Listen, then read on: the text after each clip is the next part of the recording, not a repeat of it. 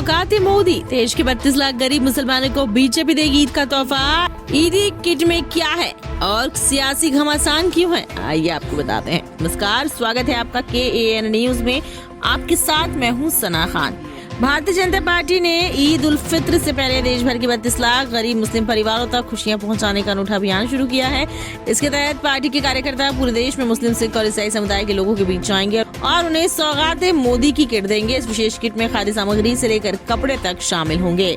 प्रत्येक किट में 1 किलो खजूर, 500 ग्राम सेवइयां, 250 ग्राम मिश्रित ड्राई फ्रूट्स, 1 किलो चीनी जैसी राशन सामग्री के साथ महिलाओं के लिए 5 मीटर कपड़ा और पुरुषों के लिए सफेद कुर्ता पैजामा सेट भी शामिल है। बच्चों के लिए किट में नई टोपी और मिठाई भी दी जाएगी। प्रत्येक किट की अनुमानित लागत 500 से 600 रुपए बताई जा रही है। इस अभियान को पूरा करने के लिए भाजपा ने 32,000 अल्पसंख्यक मोर्चा कार्यकर्ता देश भर की 3,000 मस्जिदों के सहयोग से काम करेंगे। खास बात यह है कि इस अभियान में 50% से अधिक महिला कार्यकर्ता काम करेंगी ताकि मुस्लिम महिलाओं को आसानी से इन किटों का लाभ मिल सके। ऑल इंडिया इमाम एसोसिएशन के चेयरमैन मौलाना साजिद रशीदी ने भाजपा के सौगात मोदी की सराहना की है। उन्होंने कहा कि ईद के अवसर पर भाजपा सरकार द्वारा 32 लाख मुसलमानों को सौगात मोदी ईद किट वितरित की जा रही है। ये एक सराहनीय पहल है क्योंकि इससे पार्टी के प्रति मुसलमानों की नफरत को कम करने में मदद मिल सकती है। सुनने में आ रहा है कि ईद के मौके पर 32 लाख मुसलमानों को भारतीय जनता पार्टी की सरकार सौगात मोदी किट दे रहे हैं।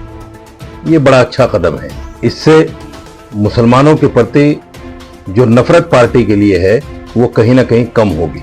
जिन लोगों ने 65 साल हमें तुष्टीकरण के नाम पर बीजेपी से डराया है, उन लोगों की तरफ से भी मुसलमानों के दिलों में एक बात नई पैदा होगी कि जिस बीजेपी को हम अपना दुश्मन मानते हैं वो बीजेपी तो हमें सौगात दे रही है, वो बीजेपी हमें करीब लाने की बात कर रही है। तो मैं बीजेपी के इस कदम को, सरकार के इस कदम को सराहते हुए तमाम मुसलमानों से अपील करता हूं कि छोड़ो अब इस नफरत को।